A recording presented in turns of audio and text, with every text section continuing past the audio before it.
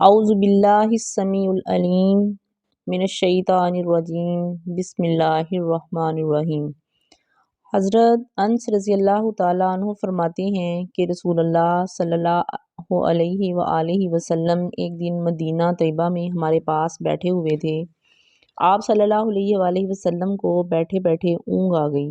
جب آپ اونگ سے بیدار ہوئے تو آپ صلی اللہ علیہ وآلہ وسلم مسکرا رہے تھے۔ تو اللہ کے نبی فرماتے ہیں، میرے صحابہ، اللہ نے مجھے بہت بڑی چیز عطا فرمائی ہے۔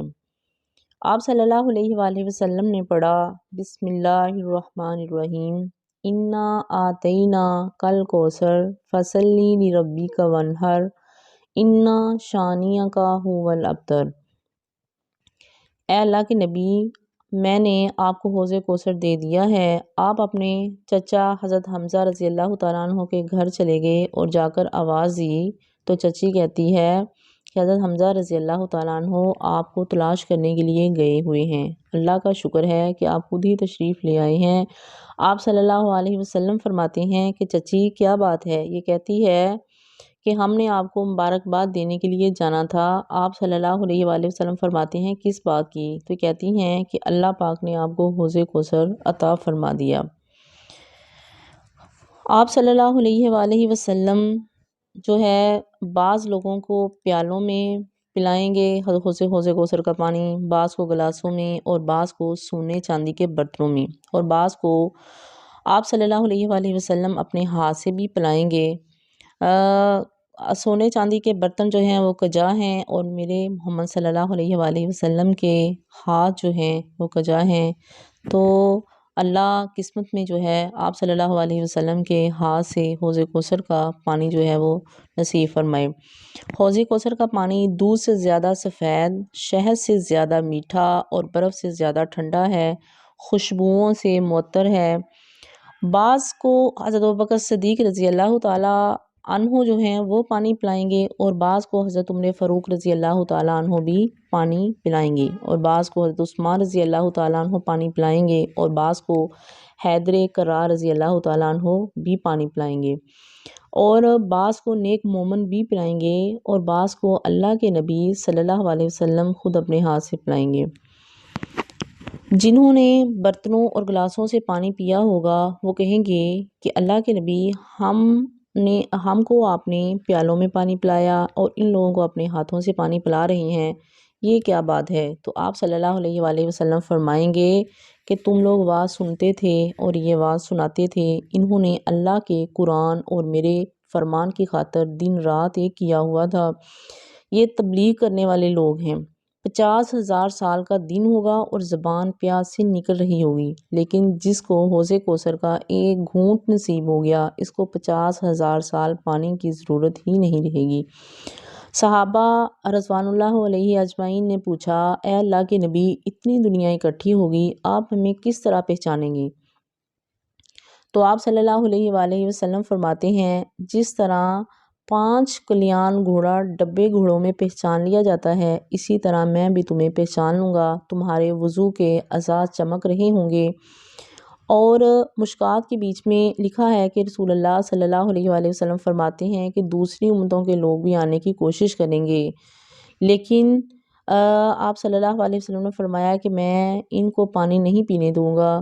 ایک گروہ پانی پینے کے لیے آئے گا، ان کے ہاتھ پاؤں اور چہرہ تو چمک رہا ہوگا، اور میں دیکھ کر کہوں گا کہ یہ بھی میرے ہی آ رہے ہیں، لیکن میرے اور ان کے درمیان اللہ اپنی قدرت سے ایک دیوار حائل کر دیں گے، تو فرشتے جو ہیں ان کو پیچھے بھگا دیں گے۔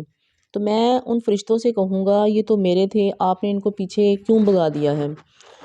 تو آپ صلی اللہ علیہ وآلہ وسلم نے فرمایا، انا کا، فرشتے کہیں گے کہ انا کا لا تدری ما احدثوا بعدک، کہ اللہ کے نبی آپ کو نہیں معلوم کہ جب آپ دنیا سے آنے کے بعد انہوں نے دین میں کتنی نئی نئی بدعات رائج کر دی تھی۔ یہ بدعتیوں کا ٹولہ ہے، یہ نئے نئے کام کرنے والوں کا گروہ ہے، یہ سنت کے تارک ہیں۔ یہ سن کر اللہ کے نبی صلی اللہ علیہ وآلہ وسلم فرمائیں گے، فَسُحْقًا لِأَصْحَابِ بِالسَّعِيرِ، ان بے ایمانوں کو پیچھے لے جاؤ، اور میں ان کی شکلیں دیکھنا بھی پسند نہیں کرتا۔ یہ اپنی طرف سے اچھا کام کرتے تھے، لیکن وہ بدعت ہوتی تھی، اور دین وہ ہے جو نبی کریم صلی اللہ علیہ وآلہ وسلم نے ہمیں بتا دیا ہے۔ جانور ذبح کرتے وقت صرف بسم اللہ اور اللہ اکبر پڑھنا چاہیے۔ اگر کوئی یہ کہے کہ سورہ یاسین پڑھنے پر اتنا ثواب ملتا ہے، وہ بیٹھ کر سورہ یاسین کی تلاوت شروع کر دے اور ساتھ چھری بیٹ دے، تو یہ جانور جو ہے وہ کیا حلال ہوگا؟ نہیں، وہ جانور حلال نہیں ہوگا۔ کیوں نہیں ہوگا؟ کیونکہ ہم نے آپ صلی اللہ علیہ وسلم کے بتائے ہوئے طریقے کے مطابق اس کو ذبح نہیں کیا ہوگا۔ ایسے ہی ایک اور جگہ حدیث کے بیچ میں ہے، ما اتاکم الرسول فخذوہ وما نہاکم عنہ فانتہوا، جو چیز میرا نبی تمہیں دے دے وہ لے لو، جہاں سے روکے وہاں سے رک جاؤ۔ دین وہ ہے جس پر محمد صلی اللہ علیہ وسلم کی سنت کی مہر لگی ہوئی ہے۔ جس پر سنت کی مہر نہیں ہے، وہ کام بے شک کتنا ہی اچھا کیوں نہ ہو، کتنا ہی خوبصورت کیوں نہ ہو، اس کی شکل و صورت کتنی ہی اچھی کیوں نہ ہو، لیکن وہ سنت اگر نہیں ہے تو وہ کام جو ہے وہ ٹھیک نہیں ہے۔ اب ان حدیثوں سے یہ ثابت ہوتا ہے کہ جو لوگ جو ہیں بہت سارے کاموں کو اپنا اس کو ثواب سمجھ کے کرنے لگ جاتے ہیں، وہ کام کے جو نبی کریم صلی اللہ علیہ وآلہ وسلم نے نہیں کیا، تو وہ سارے بدعت کے زمرے میں آ جاتے ہیں۔ تو اللہ کے نبی جب بھی خطبہ دیا کرتے تھے جمعے کا، تو خصوصاً وہ یہ آیت ضرور پڑھا کرتے تھے، کل بدعت ضلالہ و کل ضلالۃ فی النار، کہ ہر نئی چیز جو دین میں ہے وہ بدعت ہے، اور ہر بدعت گمراہی ہے، اور گمراہی انسان کو جہنم میں لے کر چلی جائے گی۔ تو آپ صلی اللہ علیہ وآلہ وسلم پر اللہ تعالیٰ نے اپنا دین جو ہے وہ پورا کر دیا تھا، اور ہر طریقہ اور جو تھا زندگی گزارنے کا، آپ صلی اللہ علیہ وآلہ وسلم نے اپنی سنتوں سے ہمیں سمجھا دیا ہے۔ تو ہمیں کوشش کرنی چاہیے کہ جس طریقے سے اللہ کے نبی نے زندگی گزاری، اپنے دن رات اپنے ہر کام کے بیچ میں اللہ کے نبی کی سنت کو جو ہے وہ سامنے رکھیں، اگر ہم چاہتے ہیں کہ کل قیامت والے دن ہم اپنے پیارے نبی صلی اللہ علیہ وآلہ وسلم کے ہاتھ سے حوض کوثر کا پانی پئیں۔ تو اللہ تعالیٰ سے دعا ہے کہ اللہ تعالیٰ ہمیں اپنے نبی کی سنتوں سے محبت کرنے کی توفیق عطا فرمائے، اور ان پہ عمل کرنے کی توفیق عطا فرمائے۔ وما علینا الا البلاغ المبین۔